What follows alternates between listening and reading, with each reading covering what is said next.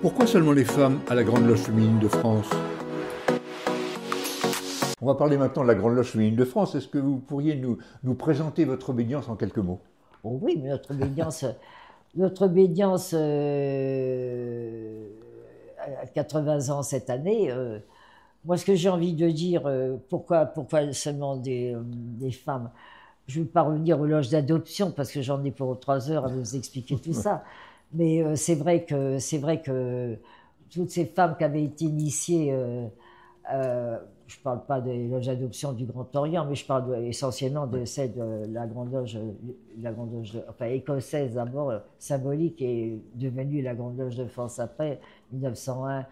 Toutes ces loges d'adoption qui avaient initié des femmes, je pense qu'il y avait quand même au moins 300 femmes qui avaient été initiées.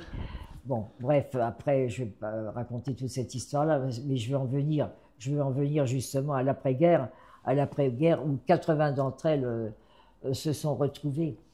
80 d'entre elles se sont retrouvées. Après des enquêtes drastiques, on en a retrouvé dans les archives, où on leur demandait qu'est-ce qu'elles avaient fait pendant la guerre, si elles n'avaient pas collaboré, etc., etc.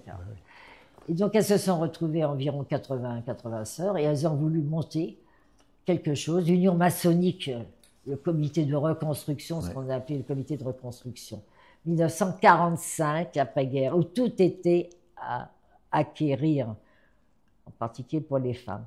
Et ce sont ces femmes, nos fameuses pionnières, qui ont été dans le combat et qui ont voulu faire quelque chose de purement féminin, par les femmes, pour les femmes.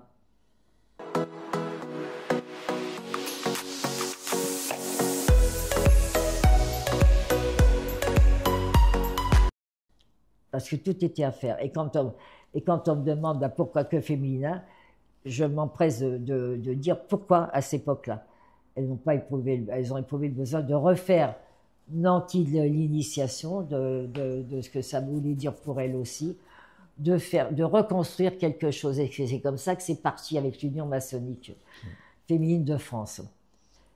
Elles ont galéré, elles ont à leur tour commencé à reconstruire pas mal de loges, qui ont d'ailleurs les premiers numéros aujourd'hui de la Grande Loge féminine, ce sont les numéros, je parle en particulier de ce qui reste, le numéro 1, le livre examen, numéro 2, la Nouvelle Jérusalem, 4, Théba, et 5, je pense qu'à elle, ça va me revenir.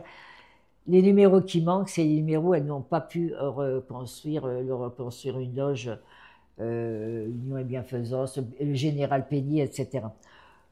Et à partir du numéro 6, ce sont des loges qui n'émanent pas des loges d'adoption, mais qui à leur tour, ont été faites par nos pionnières.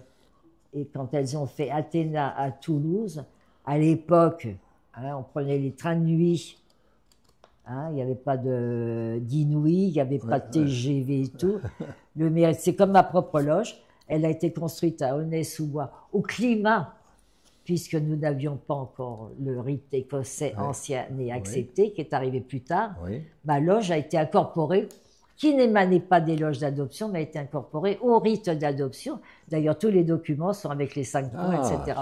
Très bien. Ça, c'est très intéressant comme histoire. Oui, absolument. Et on a pris le rite écossais dès l'instant où il a été adopté en Grande Loge féminine de France, à la suite d'ailleurs d'un convent. Donc toutes ces femmes-là en voulaient, et c'est comme ça que finalement on a vu éclore la Grande Loge féminine de France, qui a pris ce nom-là donc Très bien.